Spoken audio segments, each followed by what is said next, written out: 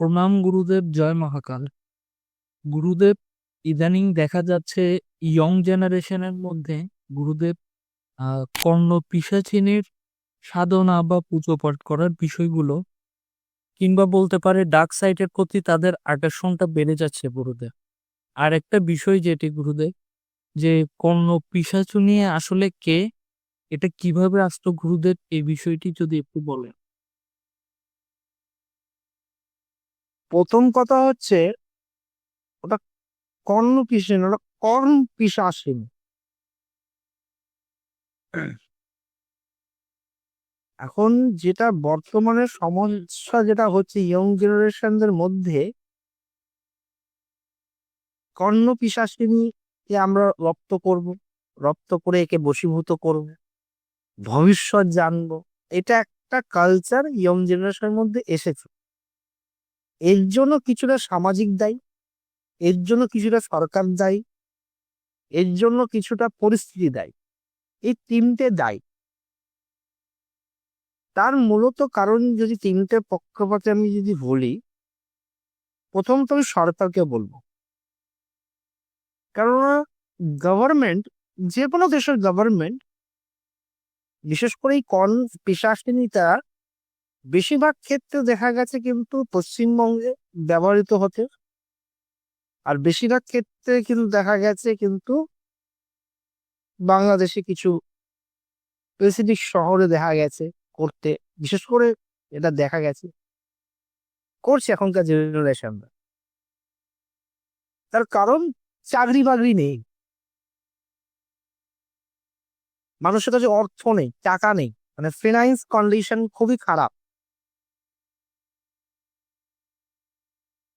তো এই কর্ণবিজ্ঞানের মাধ্যমে সবকিছু আগে থেকে সব প্রশ্নের উত্তর জেনে যাব, যেহেতু ভবিষ্যৎ বলতে পারে একটা ধারণা। তো এই ধারণাটাই মানুষের কাল। তো কর্ণ পিশাচিনী আর একটা দিক হচ্ছে সামাজিক। বারবার ছেলে মেয়েদের বলা কিছু করতে পারবি না, কিছু হবে না তোর দ্বারায়।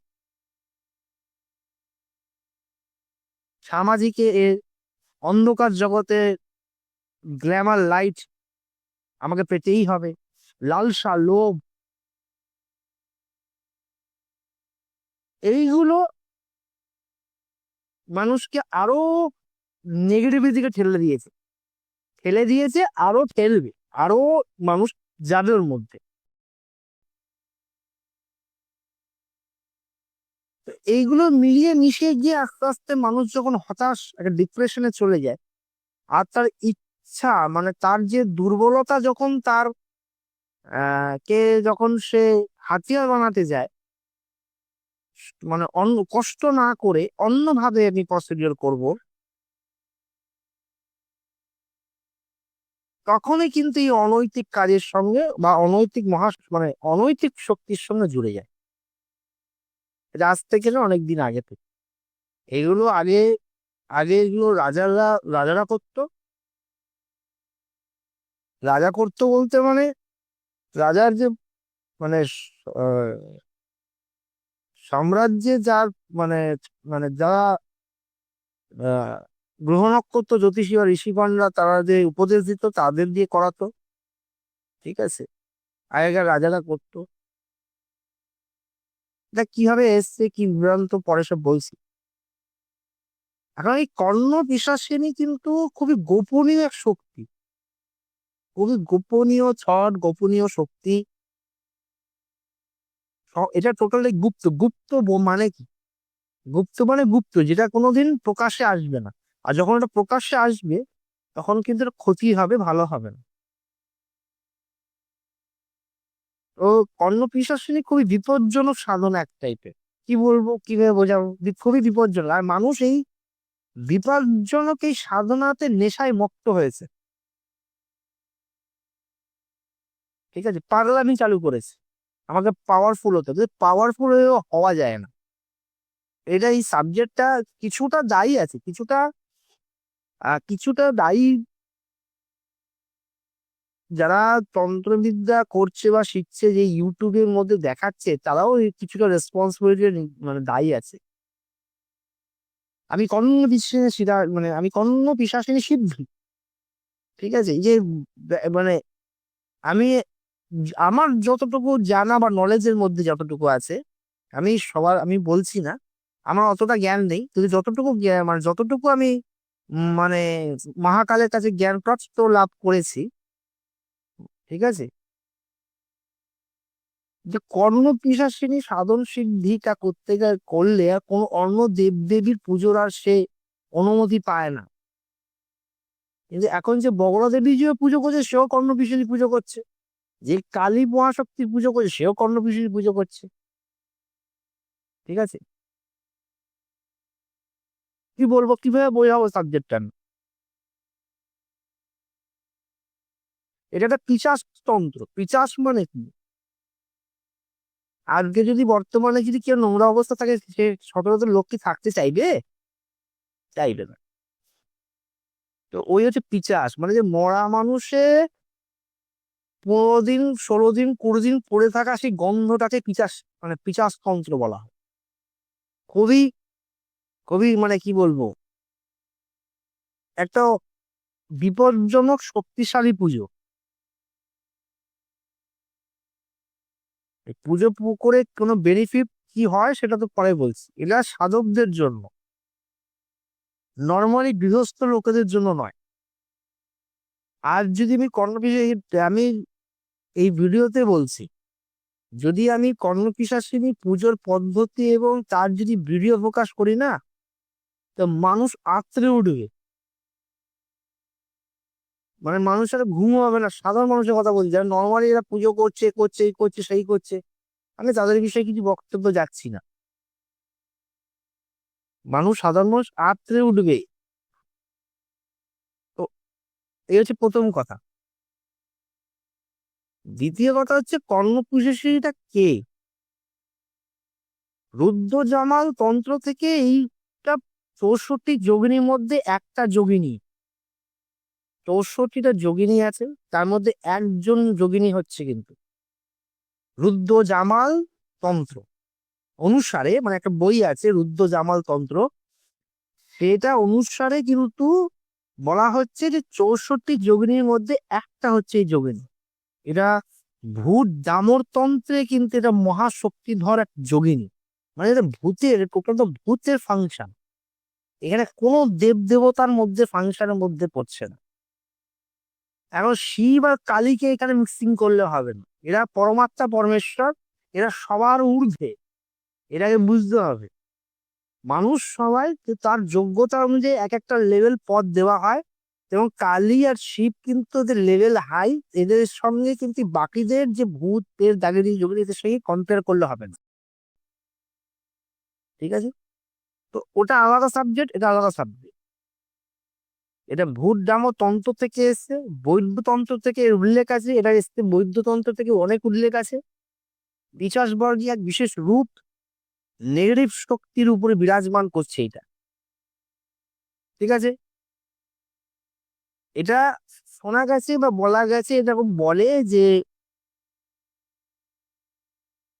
কর্ণপিশাচিনী সিদ্ধি করলে কানে ফিস ফিস ফিস ফিস করে কিছু বলছে, যে অতীত বর্তমান কখনো কখনো ভবিষ্যতের বিষয়ে সম্পৃক্ত তথ্য দেয়।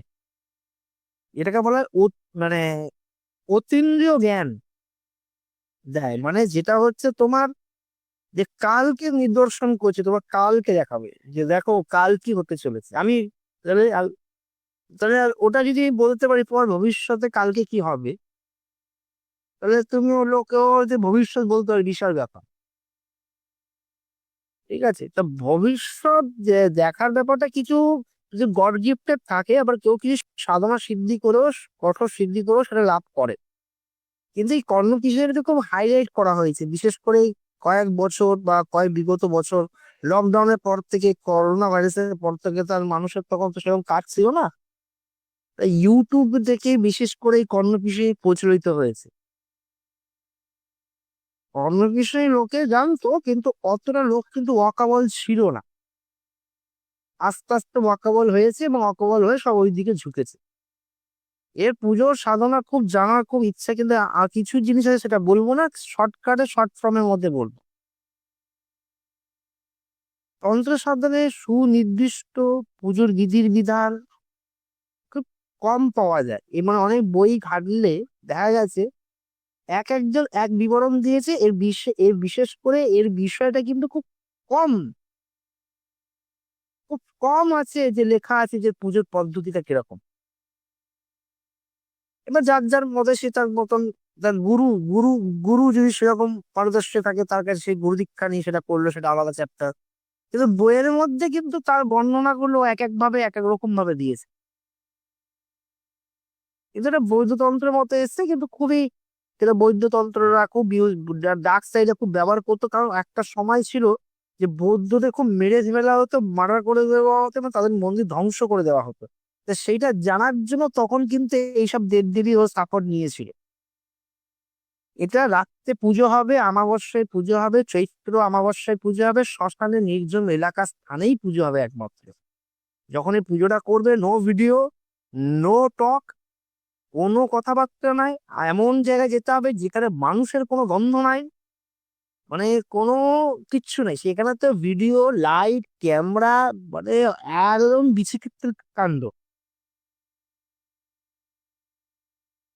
ঠিক আছে, আমি এখন তোমার সঙ্গে ভিডিও করতে করতে সিগারেট খাবো। সিগারেট কিন্তু শরীরে পুরো ক্ষতিকর, এটা কিন্তু বারবার রিপিট করছি। কেউ কিন্তু মানে সিগারেট দেখে কেউ সিগারেট খেতে চেও, কিন্তু আমি আর কি করব এখন, যেহেতু খাই, কিছু করার নাই। যাই হোক, সেটা পরের বিষয়। এটার মেয়াদ তোমাকে টাইম দেয় 13 দিন, 21 দিন, 53 দিন বা 1 বছর 3 মাস পর্যন্ত টাইম দেয়। বিভিন্ন মান অনুসারে এটা হয়। কে কিরকম কোনটা প্রসিডিওর আছে, কে কোনটা কিভাবে যাবে, এটা তার উপরে দিন নির্ণয় করে, বছর নির্ণয় করে। স্থান থাকবে শ্মশান বললাম, নির্জম একটা বেততলা যেখানে বটগা, নির্জম, কেউ যায় না, মানে লোক একদমই যায় না। কারণ তো কামরূপ কামাখ্যা অঞ্চলে দ্রুত এটা সিদ্ধি হয়, এটা শোনা গেছে, শোনার কথা। কামরূপ কামাখ্যায় কিন্তু এটা খুব তাড়াতাড়ি, যেহেতু ওখানে খুব জাদু টোনা টোটকার একটা অ্যাক্টিভিটি ওই অঞ্চল চত্বরে থাকে, ওখানে এটা শোনা গেছে যে ওইখানটা কিন্তু খুবই কুইকলি এটা সাধন সিদ্ধি করে। কিন্তু গুরু গুরু কৃপা ছাড়া বা গুরু মার্গদর্শন ছাড়া এটা করা উচিত না, তাহলে কিন্তু ইন্না রোগাম্মা আম্মা আম্মা করতে করতে মারি যেতে হবে। এর অনেকগুলো প্রকার ভেদ রয়েছে, যেমন হচ্ছে দক্ষিণা মার্গ, অসহজ, অপরিষ্কার অবস্থায়, না নিষিদ্ধ, মানে নিজের মলমূত্র ব্যবহার করা, মানে অঘরিত ধারা, অঘরিত ধারা। ঠিক আছে, এখন এরা খুব বাহবা দেখায়, এরা অনেকে বাহবা দেখায়, আমি কর্ণ পিছনে করতে গেলে তাকে কতটা নিম্নতা নামতে হবে সেটা আইডিয়া নেই। তুমি কোনোদিন মানে উচ্চ মার্গের দেবতা, মানে যেমন দেবতাকে তুমি পরিষ্কার পরিচ্ছন্ন ভাবে বিনিয়ম বিধিনতা করতে হবে, কিন্তু তুমি ওই অপরিষ্কার, এবার তুমি বলে ভক্তির মাধ্যমে ওইসব ভক্তি সব পক্ষে লাভ নেই। যার যেটা নিয়ম তার সেই প্রসিডিওর অবলম্বন করতে হবে। একদম অছু মানে তোমার গা দিয়ে এরকম মরা পচা গন্ধ বেরায়। প্রদীপ লাগবে, ঘি লাগবে, তেল লাগবে, লবঙ্গ লাগবে, যন্ত্র লাগবে, মালা লাগবে, কালো তিল লাগবে, এবং হোম করার জন্য যে আরো অনেক কিছু প্রসিডিওর আছে। সেই প্রসিডিওর টোটালটা বলা যাবে না, নাহলে এক্ষুনি আবার টুকতে চালু করে দেবে। বিভিন্ন মন্ত্র আছে, এগুলো এক একটা বললাম, এক একটা বইয়ে এক একটা ব্যবহার বিভ্রান্ত করেছে, এক একজন এক একটা ভাবে তার কালচার আবরণ করেছে। এবার ব্যাপারটা হচ্ছে শর্টের মন্ত্র কিছু আছে, ওম নমো ভগবতী পাণ্ডু কৃষ্ণ প্রচন্ড বেগিনী সপ্তম আধুনিক মম কর্ণে ওই ভাব সপ্তম দং কথায় কথায় সোহা, এরকম আছে। ঠিক আছে, আমি টোটালটা বললাম না, বিশ্লেষণ থেকে আমি ভাং ভুং করে কিছুটা আমি বললাম, কেননা এটাগুলো বলা উচিত না। এগুলো মানুষকে একটাই কথাই বলবো, যে যাই করো খুব তোমাকে ভেবে চিন্তা করতে হবে। মন্ত্র আছে দুটো পার্টের মন্ত্র আছে। এটা রাতে একা প্রদীপ জ্বালিয়ে, কখন নির্দিষ্ট আসনে বসে, কখনো পায়ে এবার তেল লাগিয়ে, অনেক কিছু করতে হবে। মানে সাধক পাগল অব্দি হয়ে যেতে পারে। অ্যাকচুয়ালি সাধক বেশিরভাগ ক্ষেত্রে কর্মপিসের ক্ষেত্রে দেখা গেছে যে পাগলই হয়েছে। পাগল হয়ে গেছে, কোনোদিন সুস্থ অবস্থায় বাঁচতে পারে, আর শরীর এতটাই কালো হয়ে যাবে কিন্তু কল্পনা করা যাবে না। কল্পনার বাইরে।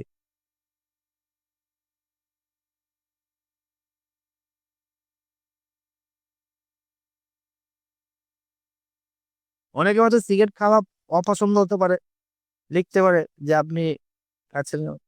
বলবো তার যদি পছন্দ না হয় ভিডিও ঘুরিয়ে দাও। তোমরা যদি কর্ণপিশাচে পুজো করতে পারো নিজের স্বার্থের জন্য, তা আমি একটা আমার ইচ্ছার জন্য সিগারেট খেতেই পারি। তো এই হচ্ছে ঘটনা। তো মানুষ ভয়ঙ্কর সাধনা করছে নিজের লালসার কারণ, আর কোনো কারণ নেই। আর এই লালসাই হচ্ছে তোমার ডার্ক সাইড। এখানে দেবতা সে বাঁচাবে না। যখন তুমি কর্ণপিশাচী এন্ট্রি বা এলাকায় ঢুকে যাবে, তোমার কিন্তু বাঁচাতে পারবে, তোমাকে দেবতা এসে বাঁচাবেন, তোমার ইষ্ট দেবতাও বাঁচাবে না। এটা আমার নিজের চোখে দেখা অভিজ্ঞতা, এক্সপিরিয়েন্স, তাই বললাম। অনেক জায়গায় কর্ণপিশাচিনীকে জন্য অনেক কাজ করি না, এটা উল্টো হয়েছে যে কর্ণপিশাচী কাজ করাতে তাকে নিয়ে।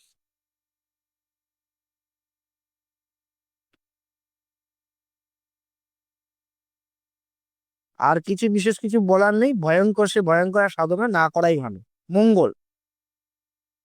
তার জন্য সরকারকে কি দায়িত্ব নিতে হবে, সরকারকে চাকরি বাকরির ব্যবস্থা করতে হবে, যাতে মানুষগুলো, এই ইয়ং জেনারেশন মানুষরা কর্ণপিশাচী না ঢোকে, প্রশ্ন জানার জন্য। আর কি বলবো।